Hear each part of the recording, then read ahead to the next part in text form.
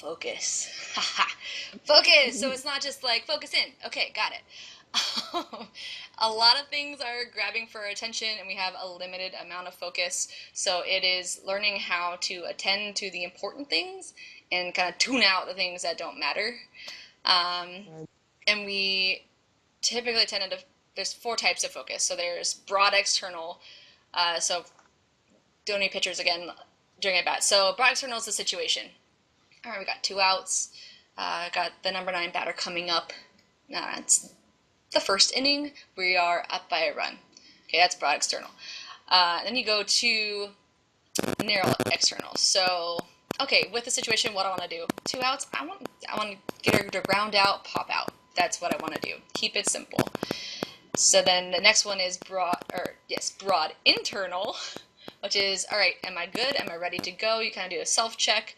It's usually not this like purposeful or this like outward. You're not like on the mountain saying, am I good? Yeah.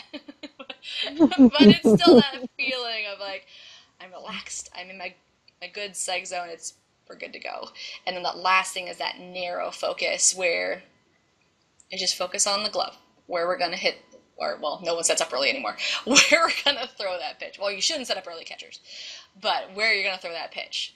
So when you go through those zones, typically you're strongest in one. So maybe you're really good at analyzing the situation.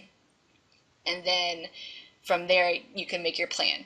But usually, the one you're strongest in is also the one you tend to get stuck in.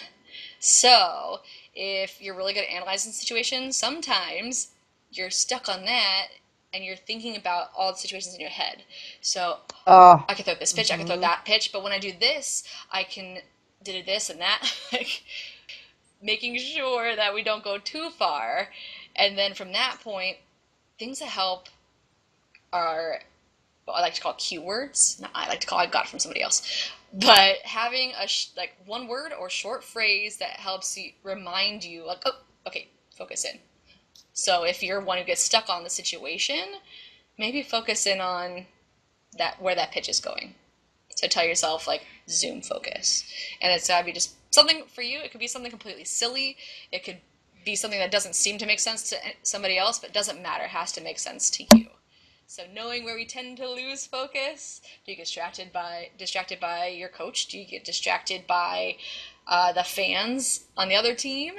What distracts you, and then what's just one key word or phrase to snap you back to where you need to be? That's awesome. Or sometimes, like, so with hypnosis, we use what we call anchoring, which a lot of the time is just simply like a gesture you do to like bring you back, because it is, I love what you said about, like, if you tend to be good at analyzing, then sometimes you will also overanalyze. Like, your strong point is also your weak point.